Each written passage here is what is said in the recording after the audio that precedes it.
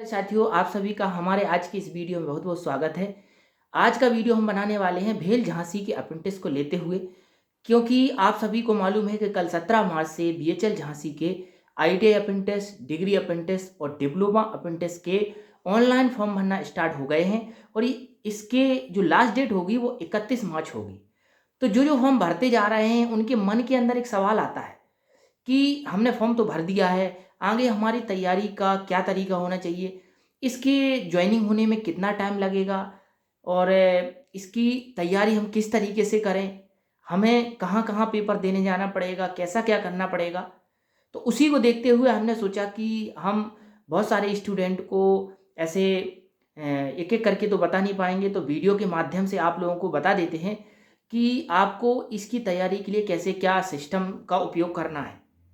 जैसा कि पिछले कई सालों से भी हम कई सारे अप्रेंटिस वाले बच्चों को बताते रहते हैं कि कहाँ पर एग्ज़ाम होगा, कैसे क्या जाना पड़ेगा, क्योंकि नई जगह जब हम कहीं जाते हैं तो हमारे मन में एक सवाल रहता है कि भाई हमारा जो एग्ज़ाम सेंटर होगा वो कितने दूर होगा, कितने एग्ज़ाम होंगे, कैसे क्या हमें करना पड़ेगा, ये बहुत सारे तमाम सारे सवाल होते हैं।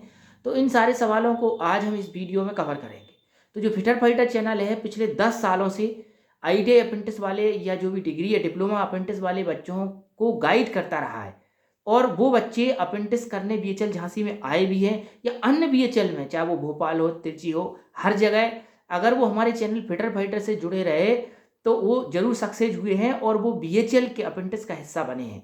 तो आज यदि आप अभी अप्रेंटिस करने वाले हैं तो आप हमारे चैनल फिटर फाइटर को जरूर सब्सक्राइब कर दीजिए, क्योंकि इससे आपको बहुत सारा गाइडेंस मिलेगा।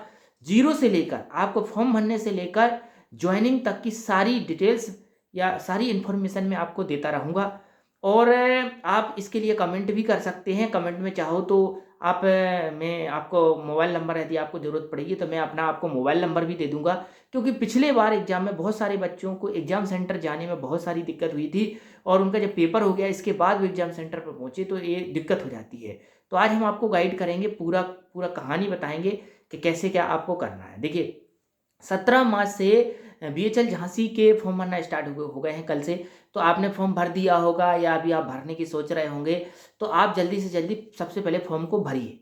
फॉर्म भरने में आपको हमेशा एक चीज़ का ध्यान रखना है कि फॉर्म में बिल्कुल करेक्ट इन्फॉर्मेशन भरना है, गलत इन्फॉर्मेशन बिल्कुल भी नहीं भरना है। जो भी आपका नाम डॉक्यूमेंट में दिया गया है, जो भी आपकी डेट ऑफ बर्थ दी गई है, उसको भरना है आपको, कोई उसमें उल्टा सीधा नहीं करना है। अन्यथा आप कोई भी अगर गड़बड़ सड़बड़ कर दोगे तो बाद में जब डॉक्यूमेंट वेरिफिकेशन होगा तो आपको बहुत ज़्यादा दर्द होगा, क्योंकि आपका जो सिलेक्शन हुआ है उसमें गलत पाए जाने पर आपको बाहर कर दिया जाएगा, बीएचएल आपको अप्रेंटिस में नहीं लेगी। इसलिए सही इन्फॉर्मेशन अभी आप भरिए, सारे डॉक्यूमेंट करवाइए। अब ये जो सिलेक्शन प्रोसेस होगा कितने समय में हो जाएगा, ये सभी के मन में एक क्वेश्चन आ रहा होगा कि भाई हमने फॉर्म अभी आज भर दिया है तो इसको कितना टाइम लगेगा। तो मैं आपको बता देता हूँ, बीएचईएल का जो अप्रेंटिस का सिलेक्शन होता है वो अभी झांसी का जो चल रहा है या जो अन्य जगह का जो चल रहा है लगभग लगभग वो चल रहा है 16 अप्रैल। क्या चल रहा है, दिमाग से सुन लीजिए, 16 अप्रैल से चालू होती है और 15 अप्रैल को खत्म हो जाती है। यानी कि यदि आप यह फॉर्म भर रहे हैं तो आप समझिए, जैसे आज 18 मार्च है तो 18 मार्च से आप फॉर्म भर रहे हैं तो 18 मार्च से लेकर के यानी 15 अप्रैल, 18 मार्च से लेके 15 अप्रैल तक आपका पूरा काम हो जाएगा। आपका देखिए मेरिट भी तैयार हो जाएगी, आपका रिटन एग्जाम भी हो जाएगा, रिटन एग्जाम के बाद डॉक्यूमेंट वेरिफिकेशन भी हो जाएगा और आपकी ज्वाइनिंग भी हो जाएगी। ये कब तक, ये 15 अप्रैल तक, यानी 18 मार्च से लेके या 17 मार्च से लेकर के 15 अप्रैल तक, एक महीने में भी 2-3 दिन कम है, यानी बहुत ज़्यादा आपको टाइम मिलने वाला नहीं है। जैसे अभी आप फॉर्म भरोगे, फॉर्म भरने के बाद जैसे मान लीजिए कि 31 मार्च लास्ट डेट है, वहाँ तक फॉर्म भरेंगे। इसके बाद आपका देखिए अप्रैल में 1-2-3 तारीख तक अप्रैल में मेरिट आ जाएगी। मेरिट 2-3 दिन के अंदर अंदर मेरिट बन जाएगी, ठीक है ना। ये मैं अंदाजे से कह रहा हूँ, पिछले साल के एक्सपीरियंस से कह रहा हूँ, क्योंकि पिछले साल भी 8-10 साल से जब से मैं देख रहा हूँ इधर पर, तब तक ऐसे ही होता है। जब फॉर्म भरते हैं, फॉर्म भरने के 4 से 5 दिन बाद एक मेरिट आ जाएगी। मेरिट का मैंने ऑलरेडी बता दिया था, जो मैंने कल नोटिफिकेशन आया था तो उसका एक वीडियो बनाया था। 1:10 के अनुपात में बच्चों को लिया जाता है। अब वो मेरिट कितनी जाएगी, ये भी बहुत सारे बच्चों का क्वेश्चन है। तो देखिए, मेरिट डिपेंड करती है फॉर्म भरने वालों की संख्या पर।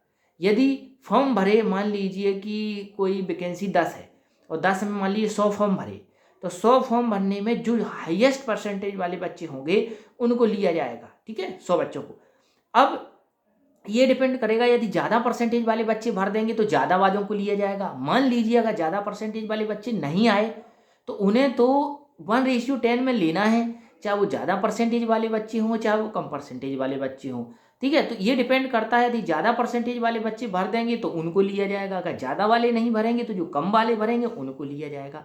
तो ये मैं अभी एक्यूरेट नहीं बता सकता हूँ कि मेरिट कितनी जाती है, लेकिन अभी तक जो मैंने 8-10 साल में देखा है लगभग 75-80% के आसपास जाती है। अब मैं फिक्स नहीं कर सकता हूँ क्योंकि मुझे ऐसा मालूम नहीं है कितनी क्या जाती है, 75-80% के आसपास जाती है मेरिट।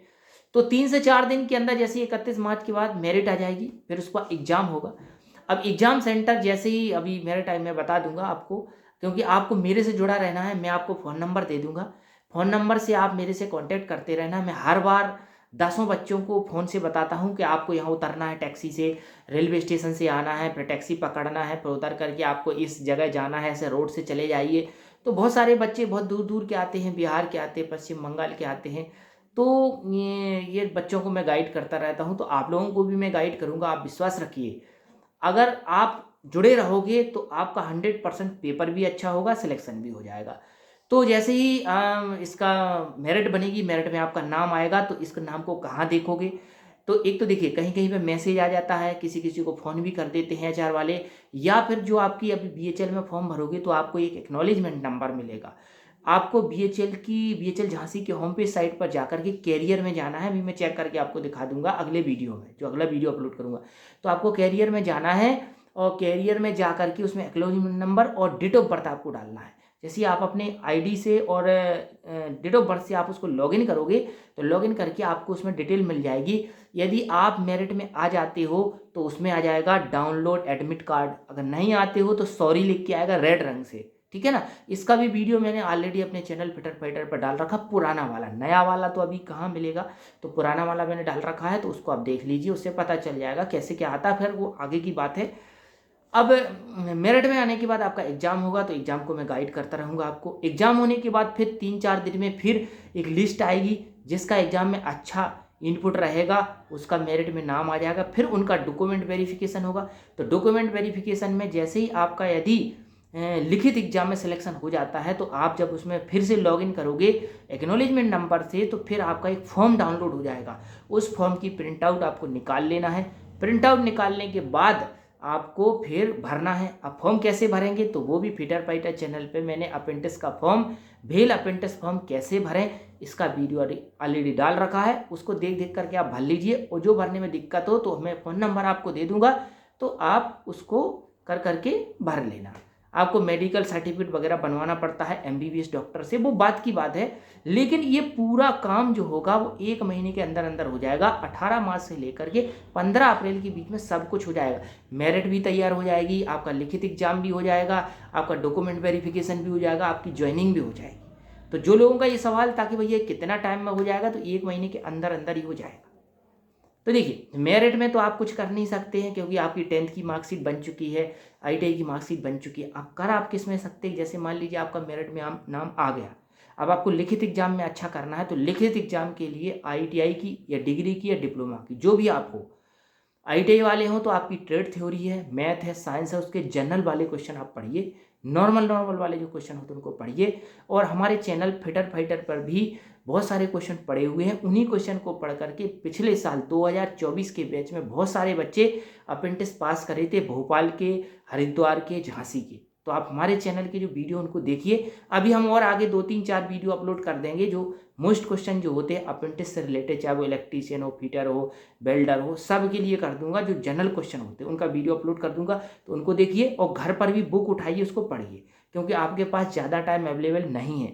पढ़ना क्या है, ट्रेड थ्योरी, मैथ, साइंस के जनरल क्वेश्चन, ज़्यादा आपको डीपली नहीं घुसना है, क्योंकि अपेंटिस एक प्रकार की ट्रेनिंग है, इसमें कोई परमानेंट जॉब नहीं मिलती है, ठीक है ना। तो इसलिए आपको जनरली क्वेश्चन पढ़ने हैं। जैसे मैं एक एग्जाम्पल के तौर पर एक क्वेश्चन बता दूं कि आग में क्या क्या मिला होता है, तो आग में 3 चीज़ मिली होती हैं, ताप, ईंधन और ऑक्सीजन। इस टाइप के जनरल क्वेश्चन आपके अपेंटिस एग्जाम में आते हैं। तो आपको अभी से लग जाना है पढ़ाई में। आप नॉर्मल क्वेश्चन पढ़िए तो आपका लिखित एग्जाम में भी हो जाएगा। लिखित एग्जाम के बाद जो फॉर्म भरना वगैरह वो मैं सब करवा दूंगा आपको। और जो भी दिक्कत होगी वो आप हमसे जुड़े रहिए, कमेंट करते रहिए। तो आप ऐसे जुड़े रहोगे तो आप भी एक बीएचएल झांसी का हिस्सा बनोगे और फिर अपन यहीं झांसी में मिलेंगे और आपको और भी आगे गाइड करेंगे, ताकि आप अपेंटिस में आने के बाद केवल अपेंटिस वाले ही ना रह जाओ, आप भी गवर्नमेंट एम्प्लॉय बनो। तो जब आप बीएचएल झांसी में आओगे तभी हम आपको गाइड कर पाएंगे और आपको बता पाएंगे कि आपको गवर्नमेंट नौकरी कैसे मिलेगी, कैसे क्या हमें करना पड़ेगा। केवल हमें अपेंटिस में आकर के चंद पैसों के चक्कर में अपेंटिस करके बाहर निकल के दोबारा घर नहीं जाना है, ठीक है ना। तो अपन को अपेंटिस में आना है, फिर पढ़ाई भी करना है, सीखना भी है, आगे भी बढ़ना है और गवर्नमेंट नौकरी पाना है। तो ये अपेंटिस से रिलेटेड जो भी बहुत सारी चीज़ें थी वो मैंने बता दी। और अभी भी बीच बीच में जो दिक्कतें आएंगी उनसे रिलेटेड कमेंट बॉक्स है, मैं हर 2-3 घंटे में कमेंट बॉक्स को खोल करके और उसके उत्तर देता रहता हूँ, आपको बताता रहता हूँ कैसे कैसे क्या करना है। क्योंकि मैं चाहता हूँ कि जैसे आईटीआई में हम लोगों को दिक्कत हुई, अपेंटिस में हम लोगों को दिक्कत हुई, मल्टीमीडिया के आज के ज़माने में आप लोगों को ये दिक्कत ना हो।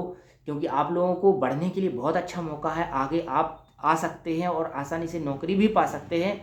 तो ये वीडियो बनाने का यही मेरा मकसद था कि आप लोगों को कोई दिक्कत ना हो, आपका फॉर्म भी अच्छे से भर जाए, आपका रिटन एग्ज़ाम भी अच्छे से हो जाए, सब कुछ अच्छे से हो जाए और आप गवर्नमेंट नौकरी तक पहुंच पाएँ।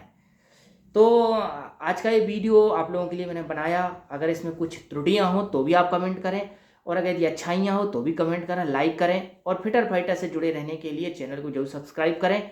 क्योंकि आपका भाई आप लोगों से जुड़ा रहेगा, आपकी मदद करता रहेगा। आज के लिए इतना ही। जय हिंद, जय भील, जय भारत।